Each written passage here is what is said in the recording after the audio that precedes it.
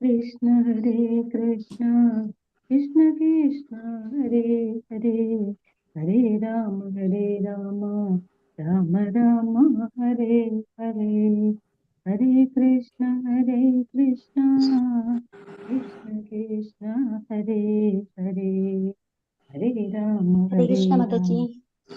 हरे कृष्णा हरे कृष्ण माताजी। हरे कृष्णा माताजी। हरे कृष्णा हरे कृष्णा हरे कृष्णा हरे कृष्णा माताजी। हरे कृष्णा।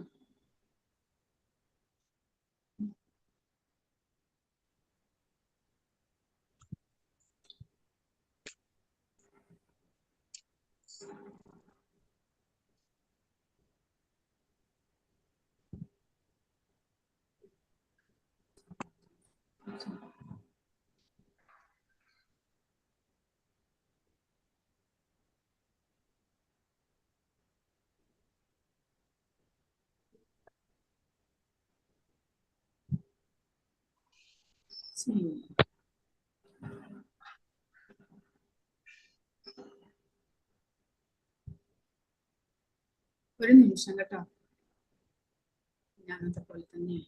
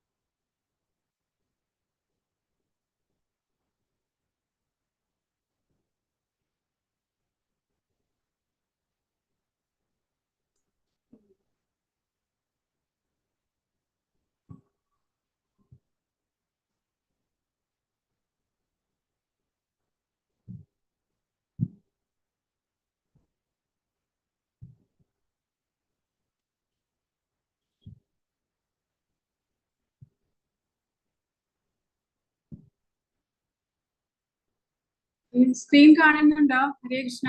ഇല്ല അല്ലെ? ഇല്ല ഇല്ല ഇല്ല മാതാജി. ഹരേ കൃഷ്ണ. ഷെയർ ആയിട്ടില്ല കേട്ടോ. എഴുതി കാണിക്കുന്നു.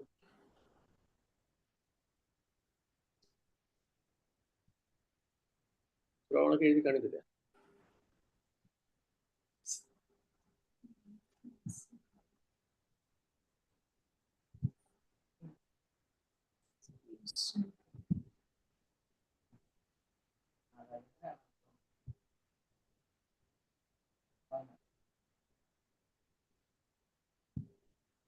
ഇപ്പൊ കാണുന്നുണ്ടോ? കാണാം മാതാജി. കാണാം പ്രഭു മാതാജി. ഹരേ കൃഷ്ണ.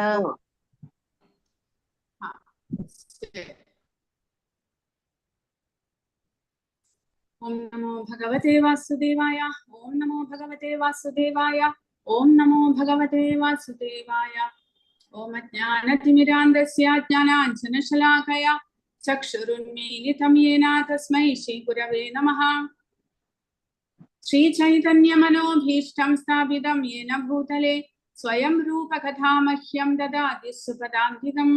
नमो ओं विष्णुपादाय कृष्णप्रेष्ठाय भूतले श्रीमते भक्तिवेदान्त स्वामिन्निति नामिने।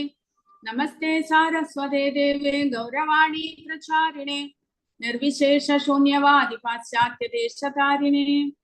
जय श्री कृष्ण चैतन्य प्रभु नित्यानंद श्री अद्वैत गदाधर श्रीवासादि गौर भक्त वृंद ഹരേ കൃഷ്ണ കൃഷ്ണ കൃഷ്ണ ഹരേ ഹരേ, ഹരേ രാമ രാമ രാമ ഹരേ ഹരേ. ശബ്ദം കേൾക്കാലോ അല്ലെ? ഹരേ കൃഷ്ണ. കേൾക്കാം മാതാജി. ഹരേ കൃഷ്ണ. കേൾക്കാം മാതാജി. ഹരേ കൃഷ്ണ.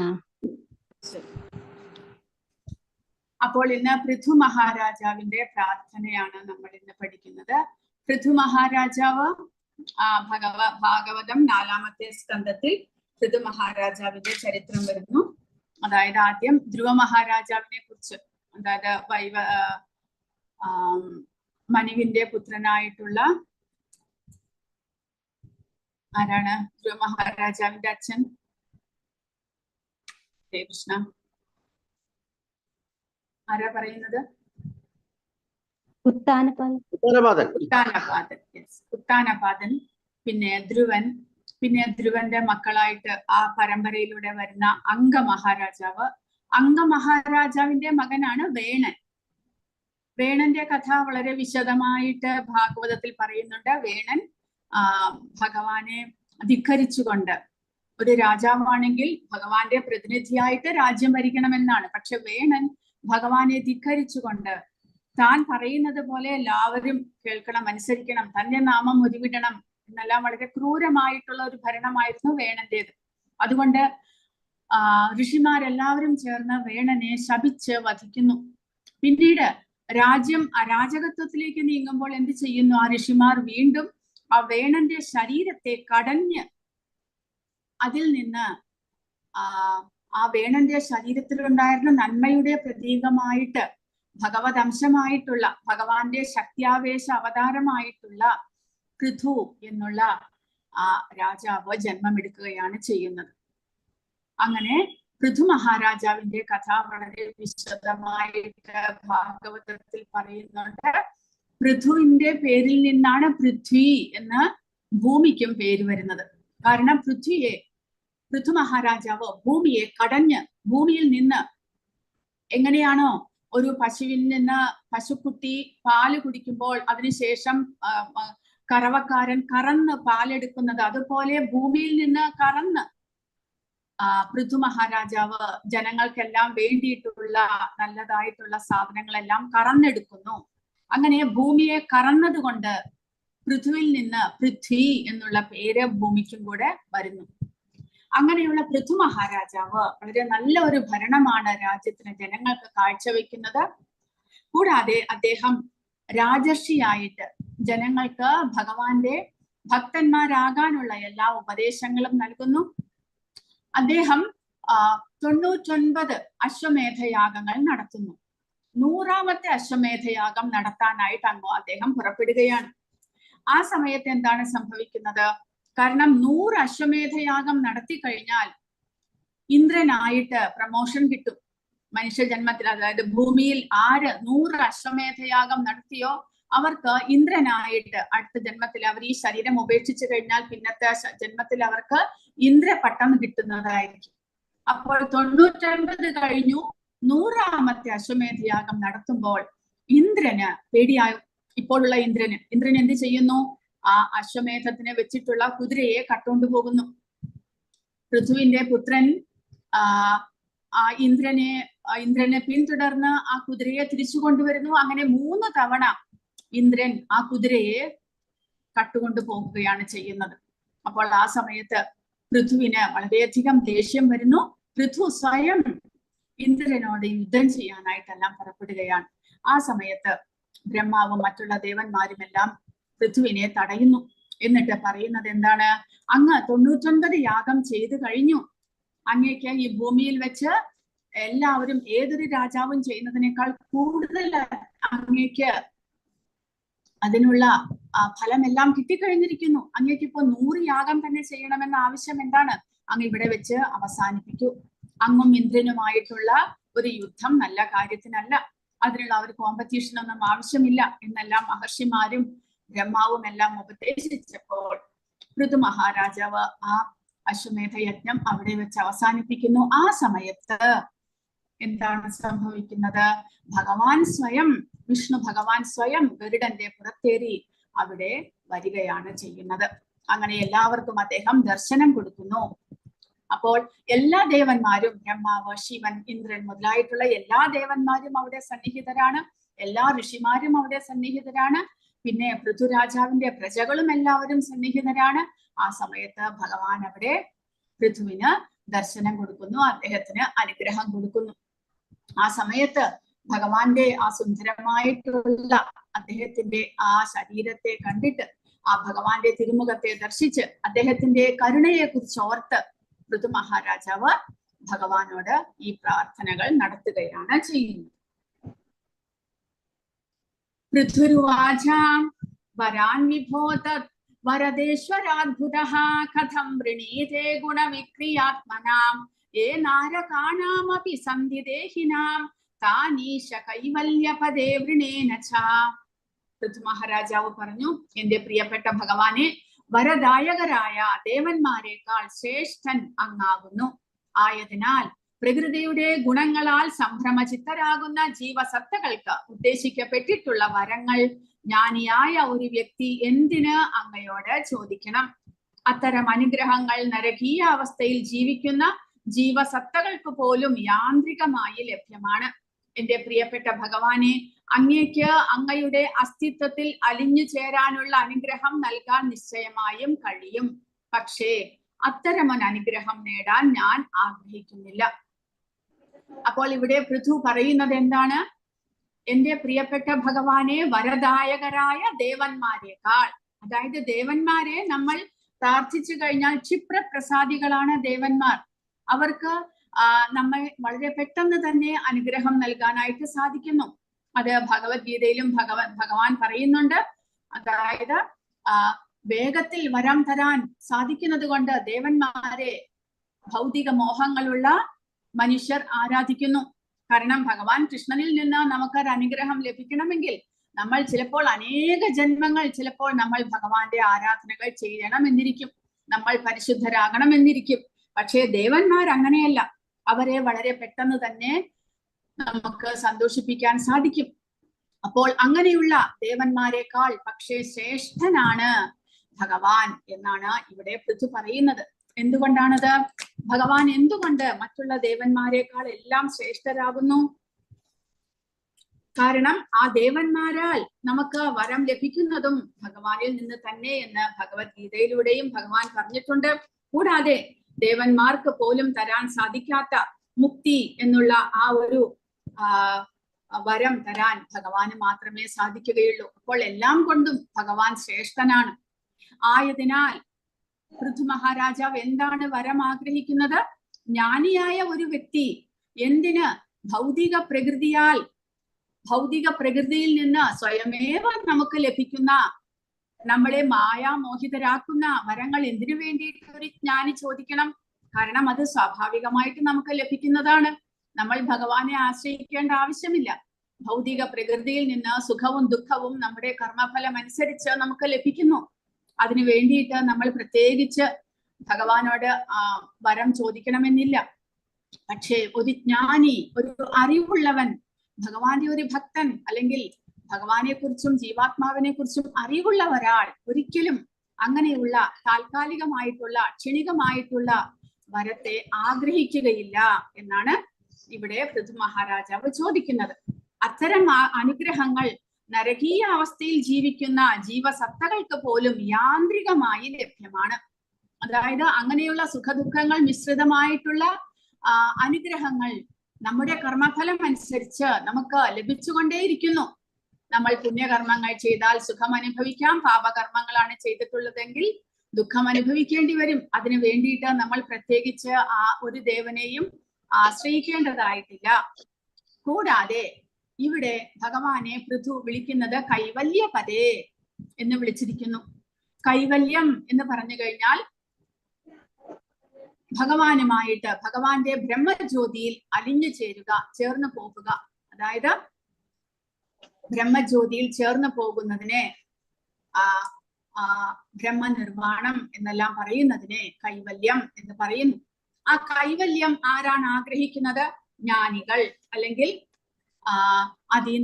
അവ്യക്തിഗതവാദികൾ, അല്ലെങ്കിൽ മായാവാദികൾ ഭഗവാനുമായിട്ട് അലിഞ്ഞു ചേരാൻ ആഗ്രഹിക്കുന്നു. ആ ആ ആഗ്രഹവും ഭഗവാന് സാധിപ്പിച്ചു കൊടുക്കാൻ സാധിക്കും. കാരണം ഭഗവാൻ തന്നെയാണ് ബ്രഹ്മജ്യോതിയുടെയും ഉത്ഭവസ്ഥാനം. ബ്രഹ്മന്റെ അടിസ്ഥാനവും ഭഗവാൻ തന്നെ. അതുകൊണ്ട് ആ ആഗ്രഹവും ആർക്കാണോ ഭഗവാനിൽ ചേരാൻ, ഒന്നായിട്ട് ചേരാൻ ആഗ്രഹമുള്ളത്, അതും ഭഗവാന് ആ അനുഗ്രഹവും തരാൻ സാധിക്കും. പക്ഷേ പൃഥു പറയുന്നു, എനിക്ക് അങ്ങനെ ഒരു ആഗ്രഹം വേണ്ട, എനിക്ക് അങ്ങനെയുള്ള അനുഗ്രഹം വേണ്ട, അങ്ങയിൽ ലയിച്ചു ചേരാനുള്ള അനുഗ്രഹം എനിക്ക് വേണ്ട എന്നാണ് പൃഥു മഹാരാജാവ് പറയുന്നത്. കാരണം പ്രകാശാനന്ദ സരസ്വതി എന്നുള്ള ഇവിടെ പ്രബോധാനന്ദ സരസ്വതി ഗോസ്വാമി എന്നുള്ള അദ്ദേഹം ഒരാചാര്യൻ ഇവിടെ പ്രഭുപാദ വ്യാഖ്യാനത്തിൽ പറയുന്നു. അദ്ദേഹം പറഞ്ഞിട്ടുള്ളത് കൈവല്യം നരകായതേ, അതായത് ഭഗവാന്റെ ബ്രഹ്മജ്യോതിയിൽ പോയി ലയിക്കുക എന്നിട്ടുള്ളത് നരകത്തിന് തുല്യമാണ് എന്ന്. കാരണം അവിടെ ഭഗവാന്റെ സേവനങ്ങളൊന്നുമില്ല, ഭഗവാനെ പ്രത്യക്ഷത്തിൽ നമുക്ക് കാണാൻ സാധിക്കുകയില്ല, അദ്ദേഹത്തോടൊപ്പം വസിക്കാൻ സാധിക്കുകയില്ല. ഭഗവാനെ നമ്മൾ ഇവിടെ ചെയ്യുന്ന ഭക്തിയുടെ സേവനങ്ങളും ആ കൈവല്യ പദത്തിൽ ചെയ്യാൻ സാധിക്കുകയില്ല. പിന്നെയോ ആ ഭഗവാന്റെ ബ്രഹ്മജ്യോതിയിൽ പോയി നമ്മൾ ലയിക്കുന്നു, നമ്മുടെ അസ്തിത്വം തന്നെ ഇല്ലാതെയാകുന്നു, ജീവാത്മാവ് എന്നുള്ള അസ്തിത്വം തന്നെ ഇല്ലാതെയാകുന്നു. അത് നരകമാണ് എന്നാണ് പ്രബോധാനന്ദ സരസ്വതി പറയുന്നത്. അപ്പോൾ അങ്ങനെയുള്ള ഭക്തന്മാർ ഒരിക്കലും ആ കൈവല്യത്തെ ആഗ്രഹിക്കുന്നില്ല എന്നാണ് ഇവിടെ. അതുകൊണ്ട് തന്നെ ഇവിടെ പൃഥു മഹാരാജാവ് പറയുന്നു, എനിക്ക് ആ വരവും ആവശ്യമില്ല. ഭൗതിക പ്രകൃതിയിൽ നിന്ന് ലഭിക്കുന്ന സുഖദുഃഖങ്ങൾ എനിക്ക് അനശ്വരമായിട്ട്, എനിക്ക് ഐശ്വര്യവും സുഖവും വേണം, ആ ആഗ്രഹവും എനിക്ക് വേണ്ട. ബ്രഹ്മജ്യോതിയിൽ പോയി ലയിക്കാനുള്ള ആഗ്രഹം അതും എനിക്കില്ല എന്നാണ് ഇവിടെ പൃഥു പറയുന്നത്. പിന്നെ എന്താണ് അദ്ദേഹത്തിന് വേണ്ടത്? തദപ്യഹം ക്വചിൻ നയത്ര യുഷ്മശരണാംബുജാസവഃ മഹത്തമാനരഹൃദയാൻമുഖച്യുതോ വിധത്സ്വകർണായുതമേഷമേ വരഃ. എന്റെ പ്രിയപ്പെട്ട ഭഗവാനെ, ആയതിനാൽ അങ്ങയുടെ പാദപങ്കജങ്ങളിലെ അമൃതിന്റെ മധുരമില്ലാത്ത ഒരു വരം, അതായത് അങ്ങയുടെ അസ്തിത്വത്തിൽ അലിഞ്ഞു ചേരുന്ന വരം ഞാൻ ആഗ്രഹിക്കുന്നില്ല. എനിക്ക് കുറഞ്ഞ പക്ഷം 1,00,000 കാതുകൾ ഉണ്ടാകാനുള്ള വരം ലഭിക്കാനാണ് ഞാൻ ആഗ്രഹിക്കുന്നത്. അങ്ങനെയായാൽ അങ്ങയുടെ പരിശുദ്ധ ഭക്തന്മാരുടെ മുഖങ്ങളിൽ നിന്ന് അങ്ങയുടെ പാദാരവിന്ദങ്ങളെ കുറിച്ച് ഉതിരുന്ന മഹത്വങ്ങൾ അത്രയും കാതുകളിലൂടെ എനിക്ക് ശ്രവിക്കാൻ കഴിയും. അപ്പോൾ പൃഥു പറയുന്നത്, ഈ കൈവല്യം എന്നുള്ള വരം, അതായത് ഭഗവാനിൽ പോയി അലിഞ്ഞു ചേരാനുള്ള ആ വരം, അത് ലഭിക്കുകയാണെങ്കിൽ എന്താണ്, അവിടെ ഭഗവാന്റെ പാദപങ്കജങ്ങളെ സേവിക്കുവാനുള്ള അവസരം ലഭിക്കുന്നില്ല അവിടെ. അതുകൊണ്ട് ആ വരം എനിക്ക് വേണ്ട. അങ്ങയുടെ അസ്തിത്വത്തിൽ അലിഞ്ഞു ചേരുന്ന വരം ഞാൻ ആഗ്രഹിക്കുന്നില്ല. കാരണം അവിടെ ഭഗവാന്റെ പാദപങ്കജങ്ങളിലെ അമൃതിന്റെ മധുരമില്ലാത്ത അദ്ദേഹത്തിന്റെ പാദങ്ങളെ സേവിക്കാനുള്ള ഒരു അവസരം അവിടെ ലഭിക്കുന്നില്ല. അതുകൊണ്ട് അത് എനിക്ക് വേണ്ട. പിന്നെ അദ്ദേഹത്തിന് എന്താണ് വേണ്ടത്? 1000 ദശലക്ഷം കാതുകൾ, 1,00,000 ചെവികൾ അദ്ദേഹത്തിന് വേണം എന്നാണ് അദ്ദേഹം പറയുന്നത്. പൃഥ്വിന് 2 ചെവികൾ പോരാ, ദശലക്ഷം ചെവികൾ. എന്തിനു വേണ്ടിയിട്ട്? ഭഗവാനെ കുറിച്ച് കേൾക്കാൻ, ഭഗവാന്റെ രൂപം, ഗുണങ്ങൾ, ലീലകൾ, ഇവയെ കുറിച്ചെല്ലാം കേൾക്കാൻ. ആരിൽ നിന്ന് കേൾക്കണം? ഭക്തന്മാരുടെ, പരിശുദ്ധ ഭക്തന്മാരുടെ മുഖങ്ങളിൽ നിന്ന് അങ്ങയുടെ പാദാരവിന്ദങ്ങളെ കുറിച്ച് ഉതിരുന്ന മഹത്വങ്ങൾ കേൾക്കാനായിട്ട് പൃഥു മഹാരാജാവ് ആഗ്രഹിക്കുന്നു. സാധാരണ ജനങ്ങളിൽ നിന്നല്ല. പിന്നെയോ ഭക്തന്മാരുടെ, പരിശുദ്ധ ഭക്തന്മാരുടെ. എന്താണ് അത് വ്യത്യാസം? പരിശുദ്ധ ഭക്തന്മാരിൽ നിന്നും സാധാരണ ജനങ്ങൾ, നമ്മളിപ്പോൾ സപ്താഹം എല്ലാം വായിക്കുന്നുണ്ട്, ആ സപ്താഹത്തിലും നമ്മൾ ഭഗവാനെ കുറിച്ച് കേൾക്കുന്നുണ്ട്. പക്ഷെ അതുപോലെ അല്ല പരിശുദ്ധ ഭക്തന്മാരിൽ നിന്ന് കേൾക്കുന്നത് എന്ന വ്യത്യാസം നമ്മൾ മനസ്സിലാക്കണം.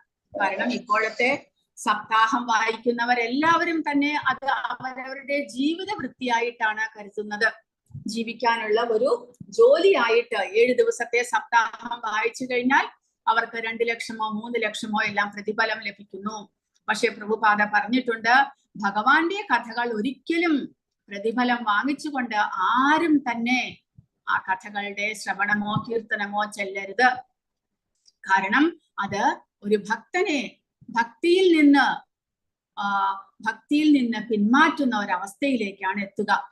കാരണം നമ്മൾ കാശിന് വേണ്ടിയിട്ട് ഭഗവാന്റെ ഭക്തിയുടെ സേവനങ്ങൾ ചെയ്യുമ്പോൾ അവിടെ ഭക്തി ഉണ്ടാകുന്നില്ല. ഭക്തി എന്നുള്ളത് ഒരിക്കലും കാശിന്റെ പുറകെ പോകുന്ന ഒരവസ്ഥയല്ല. അപ്പോൾ ഭക്തന്മാർ, പരിശുദ്ധ ഭക്തന്മാർ മറ്റുള്ളവരെ, സാധാരണ ജനങ്ങളെ, കഷ്ടപ്പെടുന്ന ജനങ്ങളെ മുക്തരാക്കുവാനായിട്ട്, ആ കഷ്ടപ്പാടുകളിൽ നിന്ന് മോചിതരാക്കുവാനായിട്ട്, ഭഗവാന്റെ ഭക്തരാക്കുവാനായിട്ടാണ് ഇതുപോലെയുള്ള ഭക്തിയുടെ സേവനങ്ങൾ, ഭഗവാന്റെ കീർത്തനങ്ങളെല്ലാം തന്നെ ചൊല്ലുന്നത്. അങ്ങനെയുള്ള ഭക്തരിൽ നിന്ന് നമ്മൾ ശ്രവിച്ചാൽ മാത്രമേ നമ്മുടെ ഉള്ളിലും ഭഗവാനെ കുറിച്ചുള്ള ഭക്തി ഉയർന്നു വരികയുള്ളൂ എന്ന് പ്രത്യേകം മനസ്സിലാക്കണം. അപ്പോൾ പരിശുദ്ധ ഭക്തന്മാരിൽ നിന്ന് എനിക്ക് ശ്രവിക്കണം, തുടരെ തുടരെ തുടരെ ശ്രവിക്കണം. അതിനു വേണ്ടിയിട്ട് എനിക്ക് ദശലക്ഷം കാതുകൾ വേണം എന്നാണ് ഇവിടെ പൃഥുവിന്റെ ആഗ്രഹമായിട്ട് പറയുന്നത്. അപ്പോൾ നമ്മൾ എങ്ങനെയാണോ പരീക്ഷിത് മഹാരാജാവ് ശുകദേവ ഗോസ്വാമിയിൽ നിന്ന്, പരിശുദ്ധ ഭക്തനായ ശുകദേവ ഗോസ്വാമിയിൽ നിന്ന് ഭാഗവതം ശ്രവിച്ച് അദ്ദേഹം മുക്തനായത്, അതുപോലെ ഒരുപാട് ഭക്തന്മാർ അവരിൽ നിന്നെല്ലാം ഈ ഭാഗവതം, ഭഗവത്ഗീത മുതലായുള്ള ശ്രവണങ്ങൾ കേട്ടിട്ട് എത്ര പേർ മുക്തരായിരിക്കുന്നു. അങ്ങനെയുള്ള മുക്തരും പരിശുദ്ധ ഭക്തന്മാരിൽ നിന്ന് നമ്മൾ കേൾക്കണം എന്നാണ് ഇവിടെ പൃഥു മഹാരാജാവിന്റെ ആഗ്രഹമായിട്ട് പറയുന്നത്. അല്ലാതെ മായാവാദി, അതായത് ഭഗവാനിൽ വിശ്വാസമില്ലാത്ത അവ്യക്തിഗതവാദികളായിട്ടുള്ള, മായാവാദികളായിട്ടുള്ള, ഭഗവാന്റെ രൂപത്തിലും ഗുണത്തിലും വിശ്വാസമില്ലാത്ത, ഭക്തിയുടെ സേവനത്തിൽ വിശ്വാസമില്ലാത്തവരിൽ നിന്നും നമ്മൾ ഒരിക്കലും തന്നെ ഭാഗവതമോ ഭഗവത്ഗീതയോ ശ്രവിക്കരുത്. കാരണം അവർ നമ്മളെ വഴിതെറ്റിക്കും. അതുകൊണ്ട് പരിശുദ്ധ ഭക്തന്മാരിൽ നിന്ന് തന്നെ നമ്മൾ ശ്രവിക്കണം എന്നാണ് ഇതിലൂടെ, ഈ ശ്ലോകത്തിലൂടെ നമുക്ക് മനസ്സിലാക്കാൻ കഴിയുന്നത്. സ ഉത്തമ ശ്ലോക മഹാൻമുഖച്യുതോ ഭവത് പദാംഭോജ സുധാകണാനിലഃ സ്മിതിം പുനർവിസ്മൃത തത്വവത്മനാം കുയോഗിനാം നോ വിതരത്യലം വരൈഹി. എന്റെ പ്രിയപ്പെട്ട ഭഗവാനെ, മഹത് വ്യക്തികൾ തിരഞ്ഞെടുത്ത ശ്ലോകങ്ങളാൽ അങ്ങയെ സ്തുതിക്കുന്നു. അപ്പോൾ ഭഗവാന്റെ പരിശുദ്ധ ഭക്തന്മാർ എങ്ങനെയാണ് ഭഗവാനെ കുറിച്ചുള്ള കഥകൾ നമ്മളെ കേൾപ്പിക്കുന്നത്? തിരഞ്ഞെടുത്ത ശ്ലോകങ്ങളാൽ. ഉത്തമ ശ്ലോക മഹാൻ മുഖച്യുതോ, ഉത്തമ ശ്ലോക അതായത് തിരഞ്ഞെടുത്ത വളരെ അധികം മനോഹരമായിട്ടുള്ള ശ്ലോകങ്ങളാൽ ഭക്തന്മാർ ഭഗവാനെ സ്തുതിക്കുന്നു. അത്തരം സ്തുതികൾ അങ്ങയുടെ പാദപങ്കജങ്ങളിലെ കുങ്കുമപ്പൂവിന്റെ കണികകൾ പോലെയാണ്. അതായത് ഭഗവാന്റെ പാദപങ്കജങ്ങളിൽ, ഭഗവാന്റെ പാദാരവിന്ദങ്ങളിൽ കുങ്കുമപ്പൂ വിതറിയിരിക്കുന്നു. ആ കുങ്കുമപ്പൂ പോലെ മനോഹരമാണ് ഭഗവാന്റെ പാദാരവിന്ദങ്ങൾ. അദ്ദേഹത്തിന്റെ പാദാരവിന്ദങ്ങൾ റോസ് കളർ ആണ് എന്നാണ് പറയുന്നത്. അവിടെ കുങ്കുമപ്പൂക്കൾ വിതറിയിരിക്കുന്നു. അപ്പോൾ ഭക്തന്മാർ, മഹാഭക്തന്മാരുടെ വക്രങ്ങളിൽ നിന്നുള്ള അതീന്ദ്രിയ സ്പന്ദനങ്ങൾ അങ്ങയുടെ പാദാരവിന്ദങ്ങളിലെ കുങ്കുമ സൗരഭ്യം വഹിച്ചുകൊണ്ടുവരുമ്പോൾ, അതായത് ഭക്തന്മാർ ഭഗവാനെ കുറിച്ച് ഇങ്ങനെ സ്തുതിക്കുമ്പോൾ എന്ത് സംഭവിക്കുന്നു? അത് ഭഗവാന്റെ പാദാരവിന്ദങ്ങളെ സ്പർശിക്കുന്നു. അപ്പോൾ ഭഗവാന്റെ പാദാരവിന്ദങ്ങളിൽ എന്താണുള്ളത്? ആ കുങ്കുമപ്പൂ. ആ കുങ്കുമപ്പൂവിന്റെ സൗരഭ്യത്തോടു കൂടിയാണ് കേൾക്കുന്ന ഭക്തന്മാരുടെ ചെവിയിലേക്ക് ഈ ഭഗവാന്റെ സ്തുതികൾ എത്തുന്നത് എന്നാണ് ഇവിടെ പൃഥു മഹാരാജാവ് പറയുന്നത്. അങ്ങനെയുള്ള അവസ്ഥയിൽ, അതായത് ഭഗവാന്റെ സ്തുതികൾ, മഹാത്മാരായിട്ടുള്ള ഭക്തന്മാർ ഭഗവാനെ സ്തുതിക്കുമ്പോൾ അത് ഭഗവാന്റെ പാദാരവിന്ദങ്ങളെ സ്പർശിക്കുന്നു. അവിടെയുള്ള കുങ്കുമപ്പൂവിന്റെ സൗരഭ്യം വഹിച്ചുകൊണ്ട് ആ മഹാൻ ഭക്തന്മാരുടെ സ്തുതികൾ തിരിച്ച് കേൾക്കുന്ന ഭക്തന്മാരുടെ ചെവികളിലേക്ക് എത്തുന്നു. ആ സമയത്ത് എന്താണ് സംഭവിക്കുന്നത്? വിസ്മൃതിയിലാണ്ട ജീവസത്ത ക്രമേണ അങ്ങുമായുള്ള അവന്റെ ശാശ്വത ബന്ധത്തിന്റെ സ്മരണയിലേക്ക് ഉയരും. നമ്മളിപ്പോൾ മനുഷ്യരെല്ലാവരും തന്നെ അജ്ഞാനത്തിലാണ്. നമ്മളും ഭഗവാനും തമ്മിലുള്ള ബന്ധത്തെ മറന്നിരിക്കുന്നു. ഉറങ്ങുന്ന ഒരാൾ, ഇവിടെ പ്രഭുപാദ ഉദാഹരണം പറയുന്നത്, ഉറക്കത്തിലുള്ള ഒരാൾ അയാളുടെ ഡെയിലി ജോലികളെ കുറിച്ച്, തന്റെ കർത്തവ്യത്തെ കുറിച്ച് എല്ലാം മറന്നിരിക്കുകയായിരിക്കും. ഉറക്കത്തിൽ നമ്മൾ ഒന്നും തന്നെ ഓർക്കുന്നില്ല. എന്നാൽ ഉണരുമ്പോഴോ നമ്മുടെ അന്നത്തെ ഡ്യൂട്ടി എന്തെല്ലാം ഉണ്ട്, ഇമ്പോർട്ടന്റ് ആയിട്ട് എന്തെല്ലാം ചെയ്യാനുണ്ട്, എല്ലാം നമുക്ക് ഓർമ്മ വരുന്നു. അതുപോലെ അജ്ഞാനത്തിൽ ഭഗവാനെ മറന്നുകൊണ്ട്, സ്വന്തം സ്വരൂപസ്ഥിതിയെ മറന്നുകൊണ്ടാണ് നമ്മളിപ്പോൾ ജീവിക്കുന്നത്.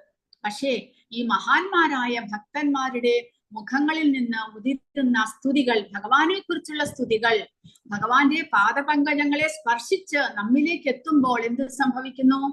നമ്മുടെ ഉള്ളിൽ ഭഗവാനെ കുറിച്ച് ഉള്ള ജ്ഞാനം നമ്മുടെ ഉള്ളിൽ ഉണ്ടാകുന്നു. നമുക്ക് ആ സ്മരണയിലേക്ക് നമ്മുടെ മറന്നുപോയ നമ്മുടെ ഡ്യൂട്ടിയെ ഓർക്കുവാൻ നമുക്ക് സാധിക്കുന്നു. നമുക്ക് എല്ലാവർക്കും പ്രഭുപാദർ മുഖേന ലഭിച്ചിരിക്കുന്നത് അതാണ്.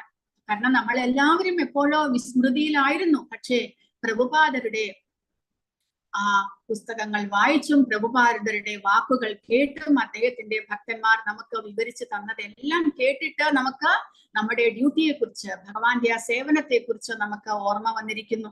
അതുപോലെ പൃഥു മഹാരാജാവ് പറയുന്നു, മഹാന്മാരായിട്ടുള്ള പരിശുദ്ധ ഭക്തന്മാരുടെ സ്തുതികളിൽ നിന്ന് നമുക്ക് വിസ്മൃതിയിൽ ആണ്ടുപോയ നമ്മുടെ അജ്ഞാനത്തെ ഓർത്തെടുക്കുവാനായിട്ട് കഴിയുന്നു.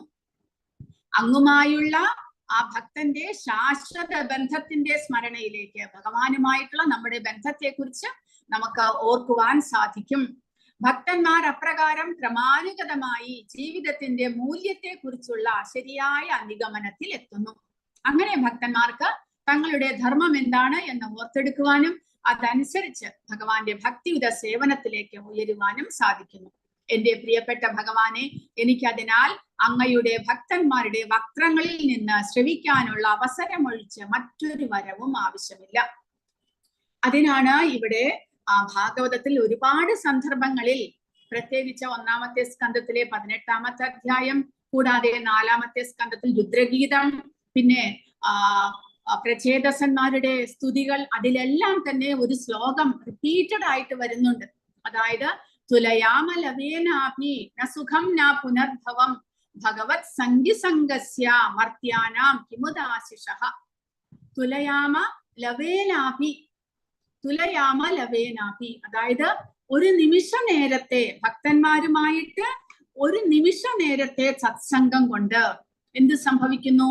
ഒരു നിമിഷം എന്ന് പറഞ്ഞാൽ ഒരു മിനിറ്റ് പോലുമല്ല, ഒരു നിമിഷ നേരം നമുക്ക് ഭക്തന്മാരുമായിട്ട് സത്സംഗം ഉണ്ടായാൽ, ന സുഖം ന പുനർഭവം, സുഖം എന്ന് പറഞ്ഞാൽ പുണ്യ കർമ്മങ്ങൾ ചെയ്തിട്ട് നമുക്ക് സ്വർഗലോകത്തിൽ പോയി സുഖിക്കാനുള്ള ആ സുഖങ്ങളോ, ന പുനർഭവം, അതായത് ഇനിയൊരു മുക്തിയിലേക്കുള്ള വഴിയോ, പുനർജന്മം ഇല്ലാതെ ഭഗവാനിൽ പോയി ലയിക്കുന്ന ആ ഒരു മുക്തി കൈവല്യം, അതൊന്നും തന്നെ ആ ഭക്തന്മാരുമായിട്ടുള്ള ഒരു നിമിഷ നേരത്തെ സത്സംഗത്തിന് ഈക്വൽ ആകുന്നില്ല എന്നാണ് ഇവരെല്ലാവരും പറയുന്നത്. തുലയാമലവേനാപി ന സുഖം ന പുനർഭവം ഭഗവത് ഭക്തി സംഗസ്യ മർത്യാനാം കിമുദാശിഷഃ. ഭഗവത് ഭക്തി സംഗസ്യ, ഭഗവത് ഭക്തന്മാരുമായിട്ടുള്ള സത്സംഗം, അതിനെ വേറൊന്നുമായിട്ട് നമുക്ക് തുലനം ചെയ്യാൻ സാധ്യമല്ല. എന്തുകൊണ്ടാണത്? ആ ഭക്തന്മാരുമായുള്ള സത്സംഗത്താൽ, ഇവിടെ പൃഥു മഹാരാജാവ് പറഞ്ഞതുപോലെ, ഉറക്കത്തിൽ ആണ്ടിരിക്കുന്ന നമ്മുടെ ആ ഓർമ്മയെ, ജ്ഞാനത്തെ നമുക്ക് ഉണർത്തുവാൻ സാധിക്കുന്നു. ഭഗവാനുമായിട്ട് നമുക്കുള്ള ബന്ധത്തെ നമുക്ക് ഓർത്തെടുക്കുവാൻ സാധിക്കുന്നു. അതുമൂലം ഇനി ഒരു പുനർജന്മം ഇല്ലാതെ ഭഗവാന്റെ ധാമത്തിലേക്ക് ഉയരാനുള്ള വഴി നമ്മൾ അന്വേഷിക്കുന്നു. ഇതെല്ലാം തന്നെ ഭക്തന്മാരുമായിട്ടുള്ള സത്സംഗത്താൽ മാത്രമേ നടക്കുകയുള്ളൂ. അല്ലാതെ പുണ്യകർമ്മങ്ങൾ ചെയ്ത് സ്വർഗലോകത്തിൽ പോയാലും അതെല്ലാം തന്നെ നമ്മുടെ വീണ്ടും ആ പുണ്യകർമ്മത്തിന്റെ ഫലം അവസാനിക്കുമ്പോൾ തിരിച്ചു വരണം.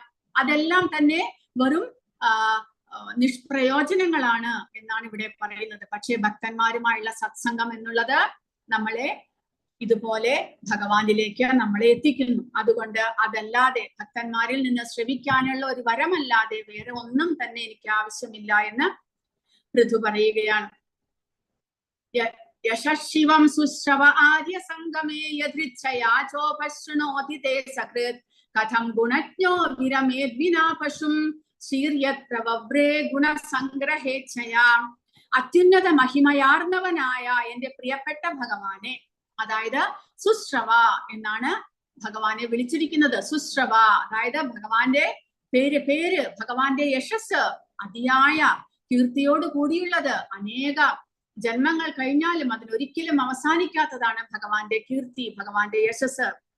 ഒരുവൻ പരിശുദ്ധ ഭക്തരുമായുള്ള സഹവാസത്താൽ ഒരിക്കലെങ്കിലും അങ്ങയുടെ കർമ്മങ്ങളുടെ മഹത്വങ്ങൾ കേൾക്കാനിടയായിട്ടുണ്ടെങ്കിൽ അവൻ ഒരു മൃഗമല്ലെങ്കിൽ ഭക്തരോടുള്ള സംസർഗം ഉപേക്ഷിക്കില്ല. കാരണം ഒരിക്കലെങ്കിലും ഭക്തന്മാരിൽ നിന്ന്, ഭക്തന്മാരുടെ സഹവാസത്താൽ ഭഗവാന്റെ ലീലകളെ കുറിച്ച്, ഭഗവാന്റെ ഗുണങ്ങളെ കുറിച്ച് ആർക്കെങ്കിലും കേൾക്കാൻ സാധിച്ചിട്ടുണ്ടെങ്കിൽ അവർ ഒരിക്കലും ആ ഭക്തന്മാരുമായുള്ള സത്സംഗത്തെ ഉപേക്ഷിക്കില്ല. അല്ലെങ്കിൽ അയാൾ ഒരു മൃഗമായിരിക്കണം. മൃഗങ്ങളുടെ രീതി എന്താണ്? മൃഗങ്ങളെ കുറിച്ച് പറഞ്ഞിരിക്കുന്നത് ആഹാര നിദ്ര ഭയമൈഥുനം ച, അത് മാത്രമേ മൃഗങ്ങൾക്ക് ആഗ്രഹമുള്ളൂ. അപ്പോൾ അങ്ങനെ ആഹാര നിദ്ര ഭയമൈഥുനം എന്നുള്ള ആഗ്രഹത്തിൽ മാത്രം പൂണ്ടിരിക്കുന്ന ഒരു മനുഷ്യനല്ല എന്നുണ്ടെങ്കിൽ, അതായത് തങ്ങളുടെ സുഖദുഃഖങ്ങളെ കുറിച്ച് മതിയായി, ഭൗതിക ക്ലേശങ്ങൾ മതിയായി ഇനി ഭഗവാന്റെ സേവനം ചെയ്യണമെന്ന് ആഗ്രഹമുണ്ടെങ്കിൽ, അല്ലെങ്കിൽ സത്വഗുണത്തിലൂടെ പുണ്യകർമ്മങ്ങളുടെ ഒരുപാട് ഫലങ്ങൾ ലഭിച്ച ഒരാളാണെങ്കിൽ, ഭക്തന്മാരുടെ സത്സംഗത്തിലൂടെ ഒരാൾക്ക് ഭഗവാന്റെ ഒരിക്കലെങ്കിലും ഭഗവാനെ കുറിച്ച് കേൾക്കാൻ ഇടയായിട്ടുണ്ടെങ്കിൽ അയാൾ ഒരിക്കലും ഭക്തന്മാരുമായുള്ള സത്സംഗം ഉപേക്ഷിക്കില്ല. കാരണം ബുദ്ധിയുള്ള ഒരു വ്യക്തിയും അവരോടുള്ള സഹവാസം തള്ളിക്കളയാൻ മാത്രം ശ്രദ്ധ കെട്ടവരാകില്ല. അങ്ങയുടെ പരിമിതികളിൽ ഇല്ലാത്ത കർമ്മങ്ങളും അതീന്ദ്രിയ മഹിമകളും കേൾക്കാൻ ആഗ്രഹിക്കുന്ന ഭാഗ്യദേവത പോലും അവിടുത്തെ മഹത്വങ്ങളുടെ കീർത്തനവും ശ്രവണവും സ്വീകരിച്ചിരിക്കുന്നു. അപ്പോൾ ഭാഗ്യദേവത ഭഗവാന്റെ സന്തത സഹചാരിയായിട്ടുള്ള, ഭഗവാന്റെ പത്നിയായിട്ടുള്ള ലക്ഷ്മി ദേവിയാണ് നമുക്ക് ഭാഗ്യമെല്ലാം കൊണ്ടുവന്ന് തരുന്നത്. ആ ഭാഗ്യദേവത പോലും ഭഗവാന്റെ ഭക്തന്മാരിൽ നിന്ന് ഭഗവാനെ കുറിച്ച് ശ്രവണവും കീർത്തനവും കേൾക്കാൻ, ഭഗവാനെ കുറിച്ച് ശ്രവിക്കാനും ഭഗവാന്റെ കീർത്തനങ്ങൾ ശ്രവിക്കാനും എല്ലാം ആഗ്രഹിച്ചിരുന്നു. ഭഗവാന്റെ സന്തത സഹചാരിയാണ്. സദാസമയവും ഭഗവാനോടൊപ്പം ഭഗവാന്റെ സേവകൾ ചെയ്തുകൊണ്ടിരിക്കുന്നു ലക്ഷ്മി ദേവി. എങ്കിലും ആ ലക്ഷ്മി ദേവിയും ഗോപികമാരോടൊപ്പം ചേർന്ന് ഭഗവാനെ കുറിച്ച് നിരന്തരം കേൾക്കാൻ ആഗ്രഹിക്കുന്നു. കാരണം ഭഗവാന്റെ മഹിമകൾ അപാരമാണ് എന്ന് മനസ്സിലാക്കണം. ഭഗവാനെ കുറിച്ച് കേൾക്കുന്നത് നമ്മൾ ഒന്നാമത് ഭഗവാന്റെ മഹിമകൾ അനന്തമാണ്. അത് ഒരിക്കലും അവസാനിക്കാത്തതാണ്. തുടങ്ങിയാൽ ഒരിക്കലും ഇപ്പോഴും ഭഗവാൻ കിടക്കുന്ന ശയ്യയായിട്ടുള്ള അനന്തൻ ഭഗവാന്റെ മഹിമകൾ പറഞ്ഞുകൊണ്ടേയിരിക്കുന്നു. അതിന് അവസാനമില്ല എന്നുള്ളതാണ്. അതുകൂടാതെ അത് പുണ്യശ്രവണമാണ് എന്നാണ് നമ്മൾ മനസ്സിലാക്കേണ്ടത്. ഭഗവാനെ കുറിച്ച് നിരന്തരം കേൾക്കുന്നത് പുണ്യശ്രവണമാണ്. ഈവൻ ലക്ഷ്മി ദേവി പോലും അത് നിരന്തരം കേൾക്കാൻ ആഗ്രഹിക്കുന്നു.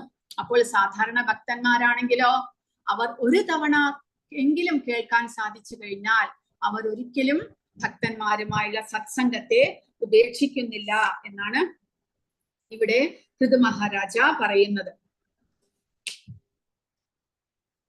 അതുകൊണ്ടാണ് അങ്ങനെയുള്ള ഭക്തന്മാരെ ആര്യ സംഗമേ എന്നിവിടെ വിളിച്ചിരിക്കുന്നു. ആര്യന്മാർ ആരാണ്?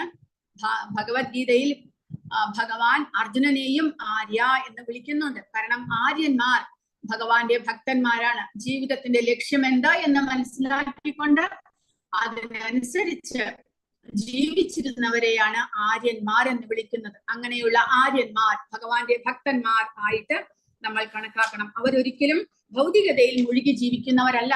അവരെപ്പോഴും ഭഗവാന്റെ പ്രതിനിധിയായിട്ട് രാജ്യം ഭരിക്കാനും ഭഗവാനിലേക്ക് എത്തുവാനുള്ള പരിശ്രമം ചെയ്യുന്നവരും ആകുന്നു.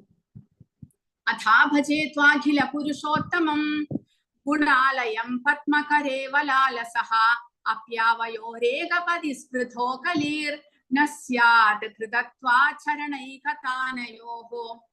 ഇപ്പോൾ പരമദിവ്യോത്തമ പുരുഷനായ ഭഗവാന്റെ പാദ പങ്കജങ്ങളിൽ കയ്യിലൊരു താമരപ്പൂവേന്തിയ ഭാഗ്യദേവത സേവനം ചെയ്യുന്നത് പോലെ സേവനം ചെയ്യാൻ ഞാൻ ആഗ്രഹിക്കുന്നു. സർവാധീശനും പരമദിവ്യോത്തമ പുരുഷനുമായ ഭഗവാൻ സർവ അതീന്ദ്രിയ ഗുണങ്ങളുടെയും സംഭരണിയാകുന്നു.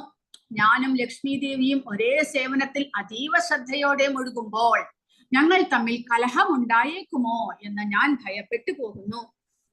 അപ്പോൾ ഈ ശ്ലോകത്തിൽ പൃഥു മഹാരാജാവ് പറയുന്നത്, അങ്ങനെ ഭഗവാനെ കുറിച്ച് നിരന്തരം കേട്ട് ഒരു ഭക്തനിൽ എന്താണ് ആഗ്രഹം ഉണ്ടാകുന്നത്? ഭഗവാനെ ലക്ഷ്മി ദേവി എങ്ങനെയാണോ ഭഗവാന്റെ പാദ പങ്കജങ്ങളെ സേവിക്കുന്നത്, എനിക്കും അതുപോലെ ഭഗവാനെ സേവിക്കണം. അതാണ് ഭക്തന് ആഗ്രഹം ഉണ്ടാകുന്നത്. കാരണം വിഷ്ണുവിന്റെ ഏറ്റവും അടുത്തയാളാണ് ലക്ഷ്മി. വിഷ്ണുവിനോടൊപ്പം സദാസമയവും വർത്തിക്കാനും വിഷ്ണുവിന്റെ നെഞ്ചിൽ കുടികൊള്ളാനും വിഷ്ണുവിനെ സദാസമയം സേവിക്കാനും കഴിയുന്ന ഒരേ ഒരു വ്യക്തി ലക്ഷ്മി ദേവി. അതുപോലെ ഭക്തൻ ഇവിടെ പൃഥു മഹാരാജാവ് ആഗ്രഹിക്കുകയാണ്, എനിക്കും ആ ലക്ഷ്മി ദേവിയെ പോലെ അങ്ങയെ നിരന്തരം സേവിക്കണം എന്നാണ് ഇവിടെ പൃഥു മഹാരാജാവ് ആഗ്രഹിക്കുന്നത്. കാരണം എന്താണ്? ഭഗവാൻ സർവാധീശനാണ്. അദ്ദേഹമാണ് ആരാധനയ്ക്ക് യോഗ്യനായിട്ടുള്ള ഒരേ ഒരു വ്യക്തി. എല്ലാവരിൽ നിന്നും ആരാധന സ്വീകരിക്കാൻ യോഗ്യനായിട്ടുള്ള ഒരേ ഒരു വ്യക്തി ഭഗവാനാണ്. കാരണം അദ്ദേഹം സർവ അധീശൻ, എല്ലാ ദേവന്മാർക്കും ഈശനാണ്. അദ്ദേഹം പരമദിവ്യോത്തമ പുരുഷനാണ് ഭഗവാൻ. കൂടാതെ സർവ അതീന്ദ്രിയ ഗുണങ്ങളുടെയും സംഭരണിയാകുന്നു. എല്ലാ ഗുണങ്ങളും, ഭൗതിക ഗുണങ്ങളല്ല, അതീന്ദ്രിയമായിട്ടുള്ള എല്ലാ ഗുണങ്ങളും ഭഗവാനിൽ നിറഞ്ഞിരിക്കുന്നു. അദ്ദേഹത്തിൽ നിന്നാണ് പിന്നീട് അത് നമ്മളെ പോലുള്ള ജീവാത്മാക്കൾക്കെല്ലാം ലഭിക്കുന്നത്. അപ്പോൾ എല്ലാത്തിന്റെയും സംഭരണിയായിട്ടുള്ള, എല്ലാവരുടെയും ഈശനായിട്ടുള്ള, പരമദിവ്യോത്തമ പുരുഷനായിട്ടുള്ള ഭഗവാനെ എനിക്ക് ലക്ഷ്മി ദേവിയെ പോലെ സേവിക്കണം. നിരന്തരം അദ്ദേഹത്തെ, ലക്ഷ്മി ദേവിയെ പോലെ അദ്ദേഹത്തിന്റെ പാതാരബിന്ദങ്ങളെ സേവിക്കണം. പക്ഷേ പൃഥു മഹാരാജാവിന് ഒരു സംശയം. ഓൾറെഡി ലക്ഷ്മി ദേവി അവിടെ ഭഗവാന്റെ സേവനത്തിനുണ്ട്. അപ്പോൾ ഞാനും അതുപോലെ ഭഗവാനെ സേവിക്കണം എന്നുള്ള ആഗ്രഹത്തോടു കൂടി ചെല്ലുമ്പോൾ ലക്ഷ്മി ദേവിയും ഞാനുമായിട്ട് എന്തെങ്കിലും ശണ്ഠയുണ്ടാകുമോ എന്നാണ്, കലഹമുണ്ടാകുമോ എന്ന് പൃഥു മഹാരാജാവിന്റെ സംശയം. പക്ഷേ അതുണ്ടാകില്ല എന്ന് അദ്ദേഹം ഇവിടെ അടുത്ത ശ്ലോകത്തിൽ പറയുന്നു. കാരണം ലക്ഷ്മി ദേവി ജഗദംബയാണ്.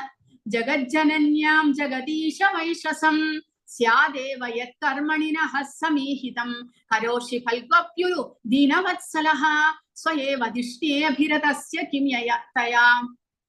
പക്ഷേ കാരണം അദ്ദേഹം പറയുന്നത് ഭാഗ്യദേവതയായ ലക്ഷ്മി ജഗജ്ജനന്യാണ്. ജഗജ്ജനന്യാം, അവർ ജഗദംബയാണ്. അവർ എന്നോട് വഴക്കടിക്കാൻ വരുമെന്ന് എനിക്ക് തോന്നുന്നില്ല. എന്റെ പ്രിയപ്പെട്ട ഭഗവാനെ ജഗദീശ്വര, ഭാഗ്യദേവതയായ ലക്ഷ്മിക്ക് അങ്ങേയറ്റം പ്രിയങ്കരമായ സേവനത്തിന്റെ അതേ തലത്തിലേക്ക് ഞാൻ നുഴഞ്ഞു കയറുന്നതിൽ എന്നോട് കോപമുണ്ടായേക്കുമെന്ന് ഞാൻ വിചാരിച്ചു പോകുന്നു. എങ്കിലും എന്തെങ്കിലും തെറ്റിദ്ധാരണ ഉണ്ടായാൽ പോലും അങ്ങ് എന്റെ ഭാഗത്ത് നിൽക്കും എന്ന് ഞാൻ പ്രതീക്ഷിക്കുന്നു. പക്ഷേ ജഗജ്ജനനി ആണെങ്കിലും ചിലപ്പോൾ അവരുടെ സേവനത്തെ ഞാൻ ഏറ്റെടുത്തു കഴിഞ്ഞാൽ ചിലപ്പോൾ അവർക്ക് എന്നോട് കോപമുണ്ടായാലോ? കാരണം ലക്ഷ്മി ദേവിയും ഭഗവാന്റെ നിരന്തര സേവനത്തിന് വേണ്ടി ആഗ്രഹിക്കുന്നയാളാണ്. അപ്പോൾ പൃഥു മഹാരാജാവ് ദേവിയുടെ സേവനം ഏറ്റെടുത്തു കഴിഞ്ഞാൽ അവർക്ക് കോപമുണ്ടായാലോ? പക്ഷേ അദ്ദേഹം ഭഗവാനോട് പ്രാർത്ഥിക്കുന്നത്, ലക്ഷ്മി ദേവി എന്നോട് കോപിച്ചാലും അങ്ങ് എന്റെ സൈഡ് തന്നെ നിൽക്കണം, എനിക്ക് വേണ്ടി അങ്ങ് വാദിക്കണം. എന്തുകൊണ്ടാണത്? കാരണം ഭഗവാൻ ഭക്തവത്സലനല്ലേ എന്ന് പൃഥു മഹാരാജാവ് ചോദിക്കുന്നു. അങ്ങ് ഭക്തവത്സലനാണ്, അതുകൊണ്ട് അങ്ങ് എന്റെ പക്ഷം തന്നെ പിടിക്കും എന്നാണ് എനിക്ക് തോന്നുന്നത്. കാരണം സാധുക്കളോട് വളരെ താല്പര്യമുള്ളവനും അങ്ങേക്ക് വേണ്ടിയുള്ള നിരർത്ഥകങ്ങളായ സേവനങ്ങൾ പോലും മഹാമനസ്കതയോടെ സ്വീകരിക്കുന്നവനുമാണ് അവിടുന്ന്. സാധുക്കൾ എന്ന് പറയുമ്പോൾ വളരെ പാവപ്പെട്ട ദൈന്യന്മാരെന്നല്ല, ഇവിടെ ഭക്തന്മാർ, ഭഗവാന്റെ ഭക്തന്മാർ. ദീനവത്സലഹ, ദീനന്മാരോട്, അതായത് ഭഗവാന്റെ ഭക്തിയുടെ സേവനങ്ങൾ ചെയ്ത് ഭൗതികതയിൽ കഷ്ടപ്പാടുകൾ കൊണ്ട് വിഷമിക്കുന്ന എങ്കിലും ഭഗവാന്റെ സേവനങ്ങൾ ചെയ്യുന്ന ആ ഭഗവാന്റെ ഭക്തന്മാരോട്. പക്ഷേ ആ ഭഗവത് ഭക്തന്മാർ ഭഗവാന് വേണ്ടിയിട്ട് നിരർത്ഥകങ്ങളായ സേവനങ്ങളാണ് ചെയ്യുന്നത് എങ്കിലും, അതായത് മനസ്സിൽ വിശ്വാസത്തോടുകൂടി ആത്മാർത്ഥതയോടുകൂടി ഭക്തിയോടുകൂടി അല്ല സേവനമെങ്കിലും എന്തെങ്കിലും ഭൗതിക ആഗ്രഹങ്ങൾ വിചാരിച്ചുകൊണ്ട് ഭഗവാന്റെ സേവനങ്ങൾ ചെയ്യുന്നവരാണെങ്കിൽ കൂടെ അവരെയും ഭഗവാൻ കൈവിടുന്നില്ല. കാരണം ഭഗവാൻ അത്രമാത്രം കരുണാമൂർത്തിയാണ്, മഹാമനസ്കനാണ്.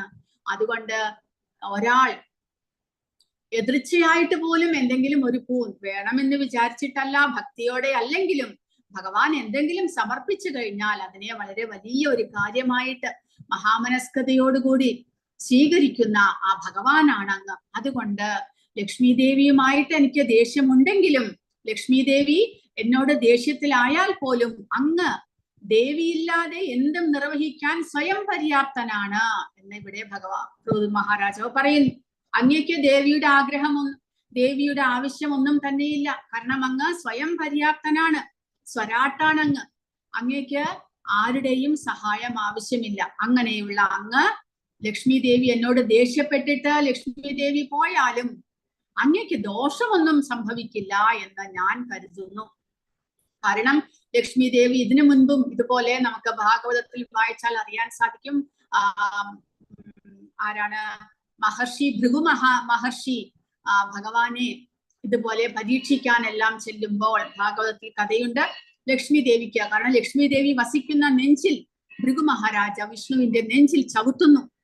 അതെല്ലാം കേട്ടിട്ട് ലക്ഷ്മി ദേവി ദേഷ്യപ്പെട്ടു പോകുന്നു. അങ്ങനെയാണ് ഭഗവാൻ ലക്ഷ്മി ദേവി അന്വേഷിച്ചു വരുന്നു. അങ്ങനെയാണ് തിരുപ്പതിയിൽ ബാലാജിയുടെ അമ്പലമുണ്ടായത് എന്ന കഥയുണ്ട്. ലക്ഷ്മി ദേവി ഇവിടെ വന്നിട്ട് ഒരു രാജാവിന്റെ മകളായിട്ട് പത്മാവതിയായിട്ട് ജനിക്കുന്നു. ഭഗവാൻ ബാലാജി പത്മാവതി വിവാഹം കഴിക്കുന്നു.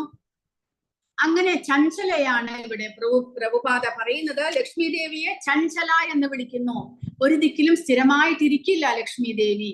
അങ്ങനെ പൃഥു മഹാരാജാവിനോടുള്ള കോപം കൊണ്ട് ഭഗവാൻ പൃഥുവിനോട് പക്ഷം പിടിച്ചു കഴിഞ്ഞാൽ അതിനോടുള്ള കോപം കൊണ്ട് ചിലപ്പോൾ ലക്ഷ്മി ദേവി ഭഗവാനെ വിട്ടു പോയാലും അങ്ങയ്ക്ക് കുഴപ്പമൊന്നും സംഭവിക്കില്ല. കാരണം അങ്ങ് സ്വയം പര്യാപ്തനാണ് എന്നാണ് ഇവിടെ പൃഥു മഹാരാജ ഭഗവാനോട് പറയുന്നത്. കാരണം ഭഗവാൻ സ്വയം എല്ലാം ചെയ്യാൻ, അദ്ദേഹത്തിന്റെ ഇച്ഛപ്രകാരമാണ് എല്ലാം നടക്കുന്നത്. ഇവിടെ ഭൗതിക പ്രപഞ്ചം പോലും, ഭൗതിക പ്രപഞ്ചത്തിന്റെ സൃഷ്ടി പോലും ഭഗവാന്റെ ഇച്ഛപ്രകാരം നടക്കുന്നു. അങ്ങനെയുള്ള അദ്ദേഹത്തിന് ആരുടെയും സേവനം ആവശ്യമില്ല എന്ന് ഞാൻ വിചാരിക്കുന്നു. അതുകൊണ്ട് ലക്ഷ്മി ദേവി അങ്ങയെ ഉപേക്ഷിച്ച് ദേഷ്യപ്പെട്ടു പോയാൽ പോലും അങ്ങയ്ക്ക് ദോഷമൊന്നും സംഭവിക്കില്ല എന്നാണ് ഇവിടെ പൃഥു മഹാരാജാവിന്റെ പ്രാർത്ഥനയായിട്ട് പറയുന്നത്. ഭജന്ധ്യതാ ത്വാമത ഏവ സാധവോ യുധസ്തമായാ ഗുണവിഭ്രമോദയം ഭവത്പദാനുസ്മരണാധ്യതേ സദാം നിമിത്തമന്യത് ഭഗവന്ന വിദ്മഹേ. സർവഥാ മുക്തരായ മഹാവിശുദ്ധരായ വ്യക്തികൾ അങ്ങയുടെ ഭക്തിയുത സേവനം സ്വീകരിച്ചു. എന്തുകൊണ്ടെന്നാൽ ഭക്തിയുത സേവനം ഒന്നുകൊണ്ട് മാത്രമേ ഒരുവന് ഭൗതിക അസ്തിത്വത്തിന്റെ മിഥ്യാമോഹങ്ങളിൽ നിന്ന് മോചിതനാകാൻ കഴിയൂ. അല്ലയോ എന്റെ പ്രിയപ്പെട്ട ഭഗവാനെ, മുക്താത്മാക്കൾ അങ്ങയുടെ പാദങ്ങളെ കുറിച്ച് നിരന്തരം ചിന്തിച്ചു കൊണ്ടിരിക്കുന്നു എന്നതൊഴിച്ച് അവർ അങ്ങയുടെ പാതാരവിന്ദങ്ങളിൽ ശരണം തേടുന്നതിന് മറ്റൊരു കാരണവുമില്ല. അപ്പോൾ സാധവോ എന്ന് പറഞ്ഞാൽ ഇവിടെ വീണ്ടും ഭക്തന്മാർ, അങ്ങയുടെ മുക്തരായിട്ടുള്ള സർവദാ മുക്തരായ മഹാവിശുദ്ധരായ വ്യക്തികൾ എന്ന് പറഞ്ഞാൽ ഇവിടെ പ്രഭുപാദ പറയുന്നത് 3 വിധത്തിലുള്ള ജനങ്ങളാണ് ഉള്ളത്. അതായത് ജീവാത്മാക്കൾ എന്ന് പറഞ്ഞാൽ സദാ മുക്തരായിട്ടുള്ളവർ. അവർ ഭഗവത്ഗീതയിലും ഭഗവാൻ പറയുന്നുണ്ട്, മുക്തരായിട്ടുള്ളവരും നമ്മളെ പോലെ ബദ്ധരായിട്ടുള്ളവരും. അങ്ങനെയുള്ള 2 കൂട്ടരുണ്ട്. പക്ഷെ ഭഗവാനാണെങ്കിലോ അദ്ദേഹം എല്ലാവരുടെയും ഭഗവാനായിട്ട്, പുരുഷോത്തമനായിട്ട് അദ്ദേഹം ഇരിക്കുന്നു. അപ്പോൾ അങ്ങനെയുള്ള ആ മഹാവിശുദ്ധരായിട്ടുള്ള വ്യക്തികൾ അവർ മുക്തരാണ്. അവർക്ക് ഭൗതിക പ്രപഞ്ചവുമായിട്ട് യാതൊരു കണക്ഷനുമില്ല. എങ്കിലും അവർ സദാസമയവും ഭഗവാന്റെ ഭക്തിയുത സേവനം സ്വീകരിച്ചു. അതുകൊണ്ടാണ് അവർ മുക്തരായത്. എന്തുകൊണ്ടാണ് അവർ ഭക്തിയുത സേവനം സ്വീകരിച്ചത്? കാരണം അതുകൊണ്ട് മാത്രമേ ഒരാൾക്ക് ഭൗതിക അസ്തിത്വത്തിന്റെ മിഥ്യാമോഹങ്ങളിൽ നിന്ന് മോചിതരാകുവാൻ സാധിക്കുകയുള്ളൂ. മറ്റേതൊരു കർമ്മവും, ജ്ഞാനമാകട്ടെ കർമ്മമാകട്ടെ, ഒന്നും തന്നെ നമ്മളെ ഭൗതികതയിൽ നിന്ന് മോചിപ്പിക്കുന്നില്ല. ജ്ഞാനയോഗികൾക്ക് മുക്തരാകാൻ സാധിക്കുന്നു. മുക്തരെന്ന് പറഞ്ഞാൽ ഭൗതികതയിൽ നിന്ന് മുക്തരാകാം, താൻ ആത്മജ്ഞാനിയായിട്ട് ഉയരാൻ സാധിക്കും. പക്ഷേ ഭഗവാന്റെ പാതാരവിന്ദങ്ങളെ ശരണം തേടിയില്ലെങ്കിൽ അവർക്ക് വീണ്ടും ജന്മമെടുക്കേണ്ടതായിട്ട് വരും. അതുകൊണ്ടാണ് ഭഗവാൻ പറയുന്നത്, അനേക ജന്മം ബഹുനാം ജന്മനാമന്തേ ജ്ഞാനവാൻ മാം പ്രപദ്യതേ. എന്തുകൊണ്ടാണ് ജ്ഞാനികൾ അനേകം ജന്മങ്ങൾ എടുത്ത് ഭഗവാന്റെ ഭക്തന്മാരാകുന്നത്? കാരണം അവർക്ക് തുടക്കത്തിൽ ഭഗവാനെ കുറിച്ചുള്ള ശരിയായിട്ടുള്ള വിവരമില്ല. ഭഗവാൻ പൂർണ്ണ സ്വരൂപനാണ് എന്നും അദ്ദേഹത്തിന് അനന്തമായിട്ടുള്ള ഗുണങ്ങളുണ്ട് എന്നും അദ്ദേഹത്തെ സേവിച്ചു കഴിഞ്ഞാൽ നമുക്ക് പരിശുദ്ധരാകാമെന്നുമുള്ള അറിവില്ലാത്തത് കൊണ്ട് അവർ ജ്ഞാനം സമ്പാദിച്ച് അനേക ജന്മങ്ങൾ ജ്ഞാനം സമ്പാദിക്കാനായിട്ട് അവർ വേസ്റ്റ് ആക്കുന്നു. പക്ഷേ ഭക്തന്മാരാണെങ്കിലോ നേരിട്ട് ഭഗവാനെ സേവിച്ച് പരിശുദ്ധരാകുന്നു. എന്നാൽ ജ്ഞാനികൾ അനേക ജന്മങ്ങൾ ഈ ജ്ഞാനത്തിന് വേണ്ടിയിട്ട് വേസ്റ്റ് ആക്കുന്നു എന്നാണ് പറയുന്നത്. പക്ഷേ ഭക്തന്മാർക്ക് അറിയാം എന്തെന്ന്, ഭൗതികതയിൽ നിന്നുള്ള മോചനം എന്നുള്ളത് ഭഗവാന്റെ സേവനം ഒന്നുകൊണ്ട് മാത്രമേ സാധ്യമാകുകയുള്ളൂ. അങ്ങനെയുള്ള മുക്താത്മാക്കൾ ഭഗവാനെ സേവിക്കുന്നതിന്, ഭഗവാന്റെ പാതാരവിന്ദങ്ങളെ തേടുന്നതിന് ഒരേ ഒരു കാരണമേ ഉള്ളൂ എന്ന് പൃഥു മഹാരാജ് പറയുന്നു. കാരണം അവർ സദാസമയവും അവരുടെ മനസ്സിൽ ഭഗവാനെ കുറിച്ച് ചിന്തിച്ചുകൊണ്ടേയിരിക്കുന്നു. അവരുടെ ഉള്ളിൽ വേറെ ഒരു ചിന്തയുമില്ല. സതതം കീർത്തയന്തോ മാം യതന്തശ്ച ദൃഢവ്രതാഃ നമസ്യന്തശ്ച മാം ഭക്ത്യാ നിത്യയുക്താവുപാസതേ. അവർക്ക് വേറെ ഒരു ചിന്തയുമില്ല. സദാസമയവും ഭഗവാനെ കുറിച്ച് ചിന്തിച്ചുകൊണ്ട് ഭഗവാനെ സേവിച്ചുകൊണ്ടിരിക്കാനായിട്ട് അവർ ആഗ്രഹിക്കുന്നു. അല്ലാതെ വേറെ എന്തെങ്കിലും കാരണം കൊണ്ടല്ല അവർ ഭഗവാന്റെ പാതാരവിന്ദങ്ങളെ ശരണം തേടുന്നത് എന്നാണ് ഇവിടെ പൃഥു മഹാരാജാവ് പറയുന്നത്. മന്യേ ഗിരം തേ ജഗദാം വിമോഹിനീം വരം വൃണീഷ്വേതി ഭജന്തമാഥയത് വാചാനുതന്ധ്യായതി തേ ജനോസിതഃ കഥം പുനഃ കർമ്മ കരോതി മോഹിതഃ. എന്റെ പ്രിയപ്പെട്ട ഭഗവാനെ, അങ്ങയുടെ ഭക്തന്മാരോട് പറഞ്ഞത് ആശയക്കുഴപ്പമുണ്ടാക്കുന്ന കാര്യമാണ്. വേദങ്ങളിൽ അവിടുന്ന് വാഗ്ദാനം ചെയ്തിട്ടുള്ള ആകർഷണങ്ങൾ തീർച്ചയായും അവിടുത്തെ പരിശുദ്ധ ഭക്തന്മാർക്ക് യോജിച്ചവയല്ല. ജനങ്ങൾ പൊതുവെ വേദങ്ങളുടെ മധുര വചസ്സുകളാൽ ബന്ധിതരായി കർമ്മഫലങ്ങളിൽ മോഹിതരായി വീണ്ടും വീണ്ടും ഫലേച്ഛാ കർമ്മങ്ങളിൽ മുഴുകുന്നു. അപ്പോൾ വേദങ്ങളിൽ പറഞ്ഞിട്ടുള്ളത് എന്താണ്? കർമ്മകാണ്ഡത്തിൽ വേദങ്ങളിൽ കർമ്മകാണ്ഡം എന്നുള്ള ഒരു സെക്ഷൻ ഉണ്ട്. അതിനെ കുറിച്ച് ഭഗവത്ഗീതയിലും ഭഗവാൻ പറഞ്ഞിട്ടുണ്ട്. അതായത് യാമിമാം പുഷ്പിതം വാചം പ്രവദന്ത്യ വിപശ്ചിതഃ. അതായത് വേദങ്ങളിലെ കർമ്മകാണ്ഡങ്ങളിൽ പറഞ്ഞിട്ടുള്ളത് പല വിധത്തിലുള്ള പുണ്യകർമ്മങ്ങൾ ചെയ്തിട്ട് നമുക്ക് സ്വർഗലോകങ്ങളിൽ പോയിട്ട് അനേക വർഷങ്ങൾ നമുക്ക് സുഖം അനുഭവിക്കാം എന്ന് വേദങ്ങളിൽ പറഞ്ഞിരിക്കുന്നു. അതൊന്ന് കർമ്മകാണ്ഡം. രണ്ടാമത്തേത് ജ്ഞാനകാണ്ഡം. ജ്ഞാനം സമ്പാദിക്കാൻ വേണ്ടിയിട്ട്, ജ്ഞാനം സമ്പാദിച്ച് സ്വയം ആത്മജ്ഞാനത്തിലേക്ക് ഉയർന്ന് ഈ ഭൗതിക ക്ലേശങ്ങളിൽ നിന്ന് മുക്തരാകാൻ വേണ്ടി പ്രയത്നിക്കുന്ന ഒരുപാട് പേരുണ്ട്. അതിനെക്കുറിച്ചും വേദങ്ങളിൽ പറഞ്ഞിരിക്കുന്നു. മൂന്നാമതായിട്ട് ഉപാസനാകാണ്ഡം. ഉപാസനാകാണ്ഡം എന്നുള്ളത് ഭൗതികമായിട്ടുള്ള പല ആഗ്രഹങ്ങളും സാധിക്കാനായിട്ട് പല പല ദേവന്മാരെ സമീപിക്കുക. ഐശ്വര്യം കിട്ടാനായിട്ട്, രോഗങ്ങൾ ഭേദമാകാനായിട്ട്, സുന്ദരിയായ ഭാര്യയെ കിട്ടുവാനായിട്ട്, മകനെ കിട്ടുവാനായിട്ട്, ഇങ്ങനെ പല വിധത്തിൽ പല ആഗ്രഹങ്ങളും കൊണ്ട് ദേവന്മാരെ ആരാധിക്കുന്നവരുണ്ട്. അതിനെല്ലാത്തിനുമുള്ള വഴി വേദങ്ങളിൽ പറഞ്ഞിരിക്കുന്നു. ഉപാസനാകാണ്ഡം. കർമ്മകാണ്ഡം എന്ന് പറഞ്ഞാൽ എങ്ങനെ പുണ്യകർമ്മങ്ങൾ ചെയ്ത് യജ്ഞങ്ങൾ, ദാനങ്ങൾ, തപസ് മുതലായവ ചെയ്തിട്ട് സ്വർഗലോകങ്ങളിൽ പോയി സുഖസൗകര്യങ്ങൾ അനുഭവിക്കുക. ജ്ഞാനകാണ്ഡം എന്ന് പറഞ്ഞാൽ ആധ്യാത്മിക ജ്ഞാനം എങ്ങനെ കരസ്ഥമാക്കാം. പക്ഷെ ഇതൊന്നും തന്നെ ഭക്തിയോഗമല്ല. അതുകൊണ്ട് പൃഥു മഹാരാജാവ് പറയുന്നു, ഇതെല്ലാം ആശയക്കുഴപ്പമുണ്ടാക്കുന്ന കാര്യമല്ലേ, ഇതൊന്നും തന്നെ അങ്ങയിലേക്ക് ഞങ്ങളെ എത്തിക്കുന്നില്ല. വേദങ്ങളിൽ പറഞ്ഞിട്ടുള്ള ഈ മധുരതരമായിട്ടുള്ള വാക്കുകൾ അത് വായിച്ച് അതിൽ മുഴുകി ഭഗവാനിൽ നിന്ന് അകന്നകന്നു പോകുന്നു ജനങ്ങൾ. അതുകൊണ്ട് വീണ്ടും വീണ്ടും പുനർജന്മത്തിലേക്ക് വരേണ്ടി വരുന്നു. അതുകൊണ്ട് ഇത് ഭക്തന്മാർക്ക് യോജിച്ചതല്ല. അങ്ങ് തന്നെയാണ് വേദങ്ങൾ ഉണ്ടാക്കിയിട്ടുള്ളത് എങ്കിലും അതിൽ നമ്മളെ വഴിതെറ്റിക്കുന്ന കാര്യങ്ങളാണ് കൊടുത്തിരിക്കുന്നത്. അത് നമുക്ക് ആശയക്കുഴപ്പമുണ്ടാക്കുന്നു, ഭക്തന്മാർക്ക് യോജിച്ചതല്ല എന്നാണ് ഇവിടെ പൃഥു മഹാരാജാവ് പറയുന്നത്. ഇതെല്ലാം തന്നെ ഒരാളെ ഭൗതികതയുടെ മായയിലേക്ക് വലിച്ചിഴക്കുന്നതാണ് എന്നാണ് പൃഥു മഹാരാജാവിന്റെ അഭിപ്രായം. കാരണം ഇത് ഭഗവത്ഗീതയിൽ തന്നെ ഭഗവാനും പറഞ്ഞിരിക്കുന്നു, ഇങ്ങനെയുള്ള വേദങ്ങളിലെ കർമ്മകാണ്ഡങ്ങളിൽ നീ മുഴുകാൻ പാടില്ല. കാരണം വേദങ്ങളിലെ കർമ്മകാണ്ഡങ്ങളെല്ലാം തന്നെ 3 ഗുണങ്ങൾക്ക് അധീനമായാണ് പ്രവർത്തിക്കുന്നത്. അതുകൊണ്ട് അതിലേക്ക് ശ്രദ്ധ തിരിക്കരുത്. ഭക്തിയോഗത്തിലൂടെ ഭഗവാനെ പ്രാപിക്കണം എന്ന് ഭഗവാൻ തന്നെ പറഞ്ഞിരിക്കുന്നു. അപ്പോൾ ഇത് ജനങ്ങൾക്ക് ആശയക്കുഴപ്പമുണ്ടാക്കുന്നതാണ്, ഭക്തന്മാർക്ക് യോജിച്ചതല്ല എന്നും പൃഥു മഹാരാജ പറയുന്നു. ത്വന്മായയാഥാ ജനഈശ ഗണ്ഠിതോ യദന്യദാശാസ്തഹൃദാത്മനോ ഭുതഃ യഥാ ചരേത് ബാലഹിതം പിതാ സ്വയം തഥാ ത്വമേവാർഹസി ന സമീഹിതും. ഈ ഭൗതിക ലോകത്തിലെ എല്ലാ ജീവസത്തകളും അങ്ങയുടെ മായാശക്തി മൂലം അവരുടെ വ്യവസ്ഥാനുസൃതമായ യഥാർത്ഥ പദവി മറന്നു പോകുകയും അജ്ഞതയാൽ എല്ലായ്പ്പോഴും സമൂഹം, സൗഹൃദം, സ്നേഹം തുടങ്ങിയ രൂപങ്ങളിൽ ഭൗതിക സന്തോഷം ആഗ്രഹിക്കുകയും ചെയ്യുന്നു.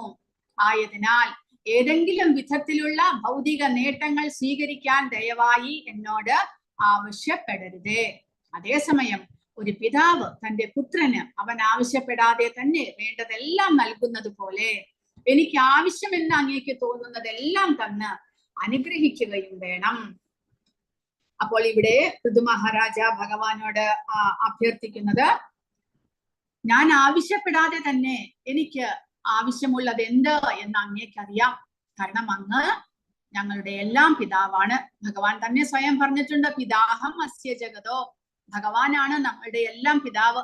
അപ്പൊ നമുക്കറിയാം, ഒരു പിതാവിന് മക്കൾക്ക് എന്താണ് ആവശ്യമുള്ളത് അത് മക്കൾ ചോദിക്കാതെ തന്നെ പിതാവ് കൊണ്ടു കൊടുക്കുന്നു.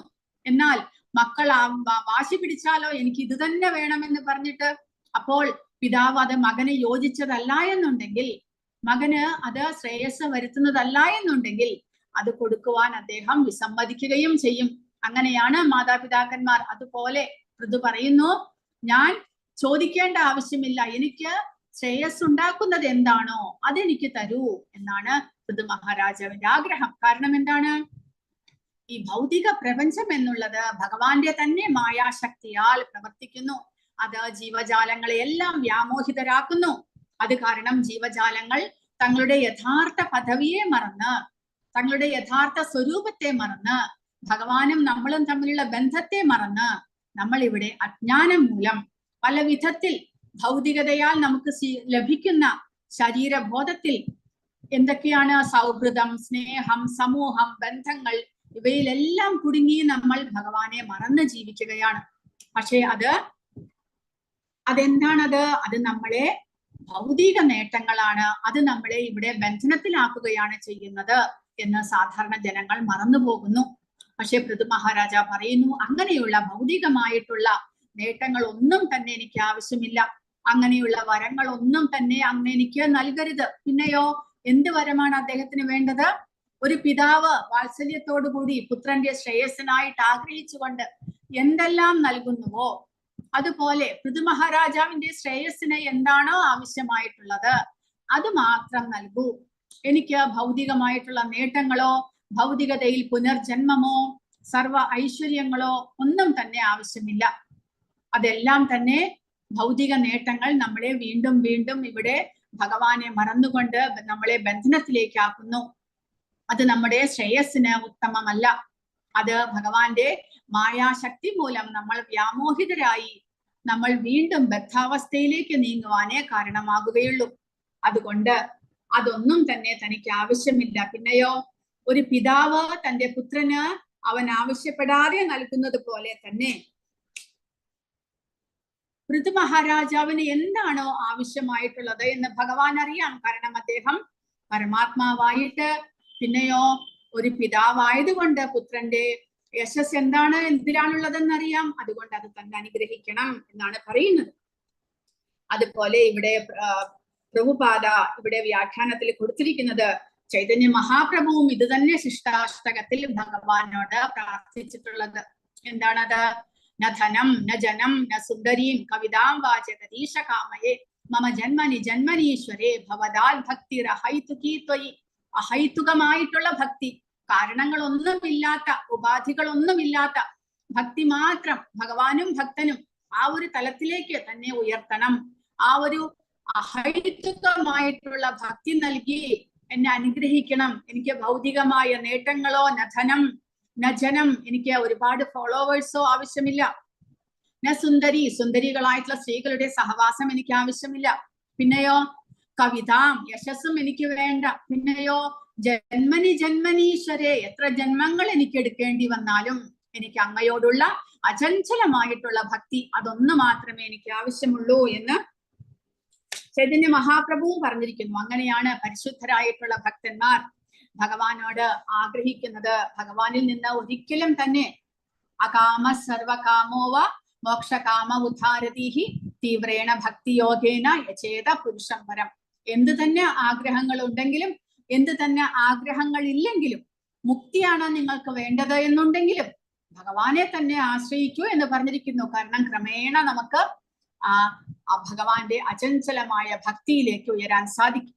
അപ്പോൾ ഭഗവാന്റെ സേവനം ആഗ്രഹിക്കുന്നവർ, പരിശുദ്ധരാകാൻ ആഗ്രഹിക്കുന്നവർ ഭഗവാനിൽ നിന്ന് ഭൗതികമായ നേട്ടങ്ങൾ ഒന്നും തന്നെ ആഗ്രഹിക്കാതെ ഭഗവാനിനോടുള്ള അചഞ്ചലമായ ഭക്തിയെ മാത്രം ആഗ്രഹിക്കുക. അത് മാത്രമേ നമുക്ക് നമ്മളെ ഭഗവാനിലേക്ക് എത്തിക്കുന്നുള്ളൂ, പുനർജന്മം ഇല്ലാതെയാക്കുന്നുള്ളൂ, ശരീരബോധത്തിൽ നിന്ന് നമുക്ക് മോചനം നൽകുന്നുള്ളൂ. പിന്നെ ക്രമേണ ഭഗവാന്റെ അനുഗ്രഹം ലഭിക്കുവാൻ നമ്മളെ അനുഗ്രഹിക്കുകയും ചെയ്യുന്നുള്ളൂ. ഹരേ കൃഷ്ണ. ഇത്രയുമാണ് മഹാരാജ പൃഥുവിന്റെ പ്രാർത്ഥനകളായിട്ട് പറയുന്നത്. ഹരേ കൃഷ്ണ. ആർക്കെങ്കിലും എന്തെങ്കിലും ചോദ്യങ്ങളോ സംശയങ്ങളോ ഉണ്ടെങ്കിൽ ചോദിക്കുക.